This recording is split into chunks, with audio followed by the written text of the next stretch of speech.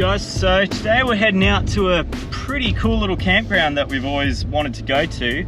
It's Pebbly Beach, and to get into this campground you actually have to do a saltwater crossing through a creek before you can get in there. So right now we're just killing time before we actually head over. Low tide is around 5 p.m, so it's midday right now, and we're actually exploring the state forest bit that you go through just before you go into the national park.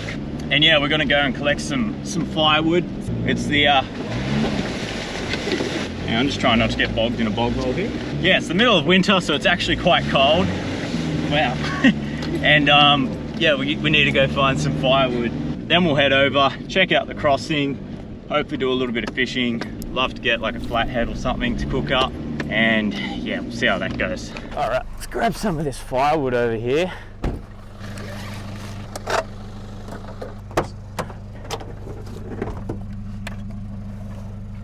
Big 12 amp.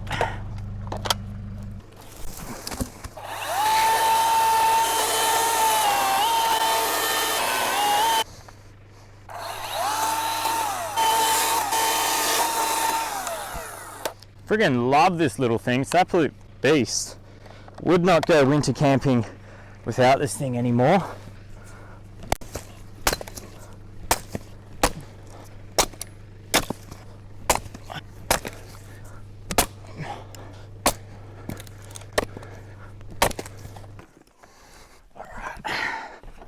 Already got a little bit of firewood strapped up here from Barrington Tops State Forest where we were.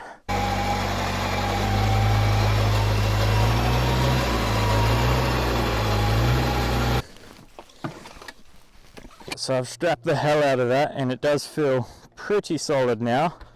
Let's go explore a bit more of the state forest and head over to the actual beach. Alright, so now we're all set for our firewood. We're heading out of the state forest and into the actual national park. We'll check out the beach bit that you have to drive on first before you get to Pebbly Beach Campground, and we'll have a look at that crossing. And I can't remember the name of the creek it is, but I want to walk up that creek and fish it, see if we can pick up a flathead or a brim or something.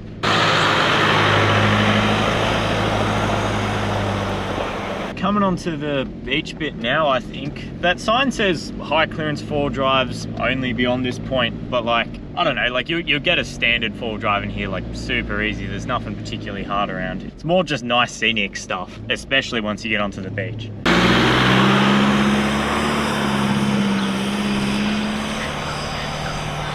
Okay, so it looks like we're coming up to the actual beach part now. Sand doesn't feel too soft. All this sand actually looks like it's going to be like super hard kind of packed. You have no trouble coming through here in any 4-wheel drive, I think.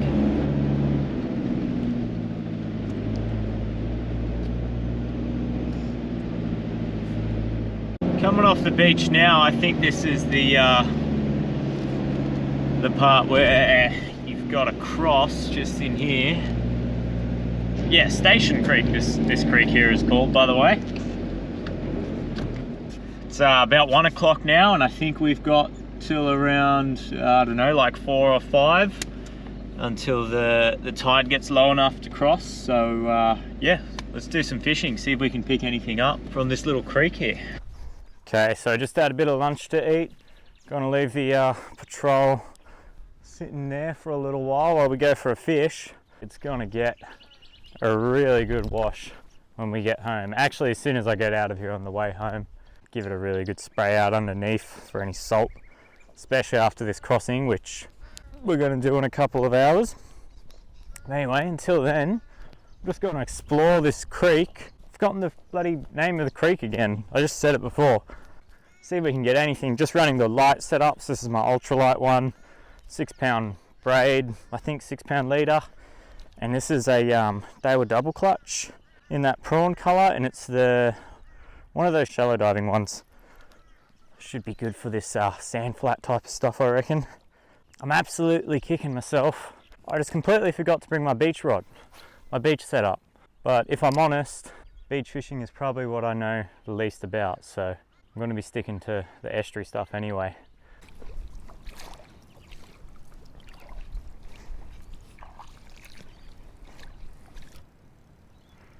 a fair bit of activity in here. Oh, flathead just moved over there. Bit of colour change over here. Looks like it gets a bit deeper.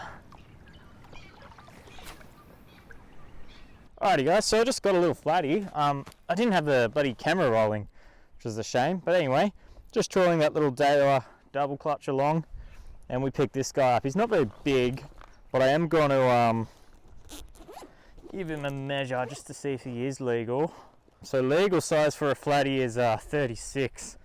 This guy's about 34, he's just under. Yeah, no, he's not big enough. Stick him back.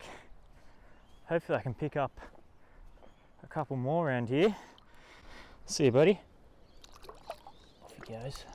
That was just after Aaron was telling me that there's flathead lies over there. So yeah, maybe we're in a good spot for him. Let's keep going. We've got a little bit more time before we have to go do the crossing at low tide. I really would like to get a good flatty to cook up at camp. Man, it's getting stirred up a bit here. I wonder what's doing this. Pigs, maybe? Some sort of hooves here. Yeah, pigs down in here. Wow.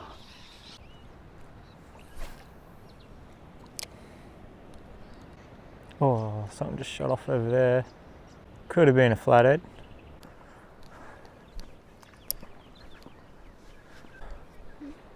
No interest?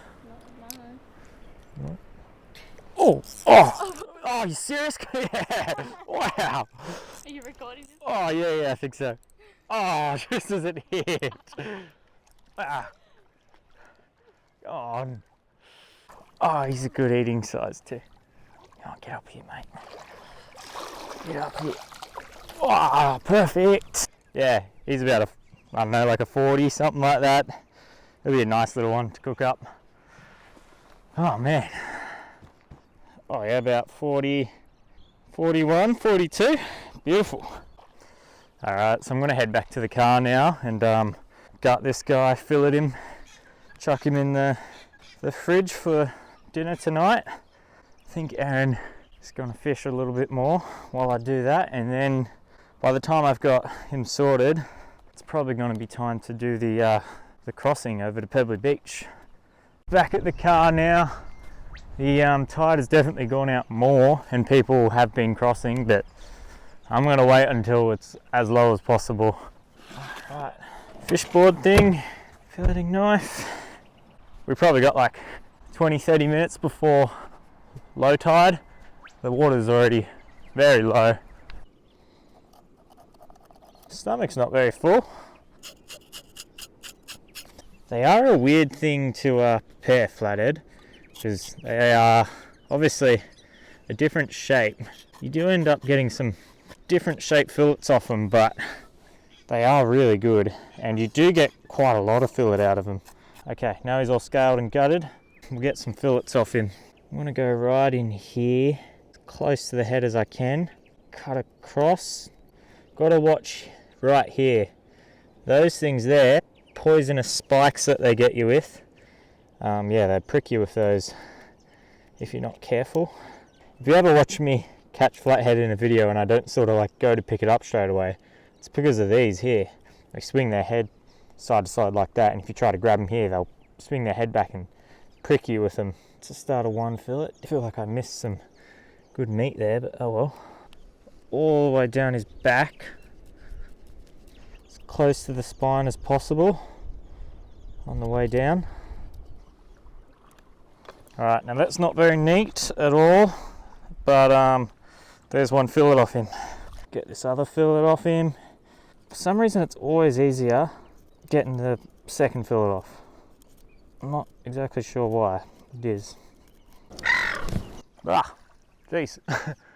Seagull just came and grabbed some of his guts. Alright, and that's fillet number 2. I got a little bit more meat out of that one. They're a really good fish to eat, the flathead, because like just here you've got bones basically, but then all of that tail is a boneless fillet. We'll go get this in the fridge and have a look at doing this crossing. Get those fillets in. We'll keep the like carcass as well. Might use that for trying to get beach worms or something later. Let's go look at doing this crossing now. Alright, so it is now time to do the dreaded saltwater crossing. All the sand around here is like super hard packed. It's not a hard crossing or anything, it's just putting your car through salt water like this isn't fun, that's all. First little bit up here, I'll get out and have a quick look.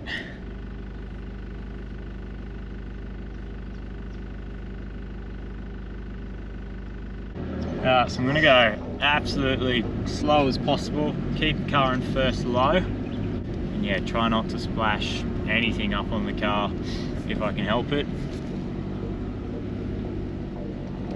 Now for this next bit, this is right on low tide right now, and I don't actually like how fast the water's moving, but it's as low as it's going to get, so just going to crawl through this next bit.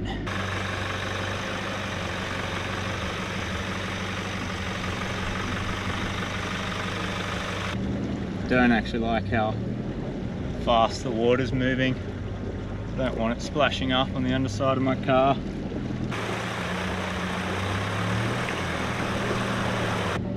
Last little bits just here.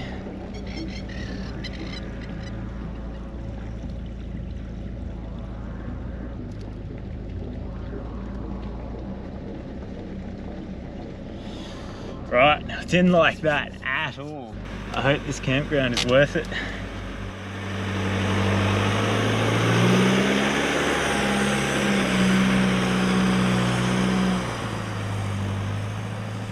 What was it? Tasty. Pretty popular campground. Like, this is, you know, like off season, middle of winter. In summer, I'm sure this is just absolutely booked out. Alright, this is it.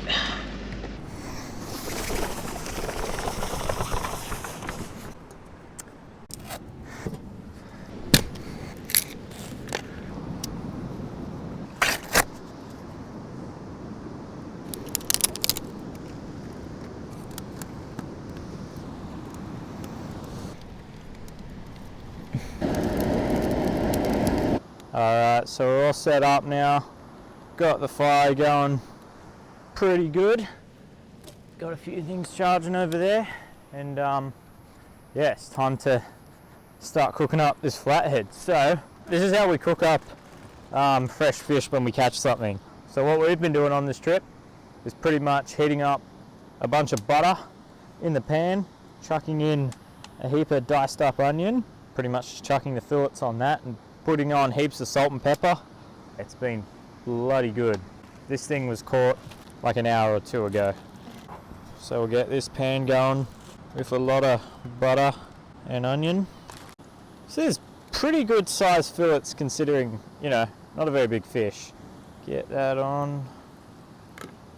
There we go.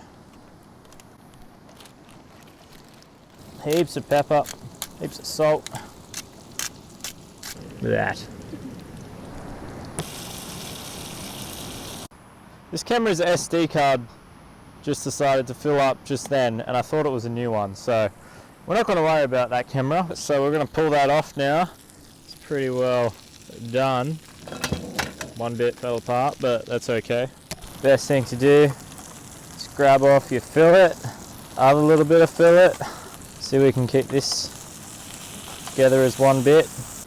And all these little bits of onion in the butter are freaking awesome, especially when they get super crispy.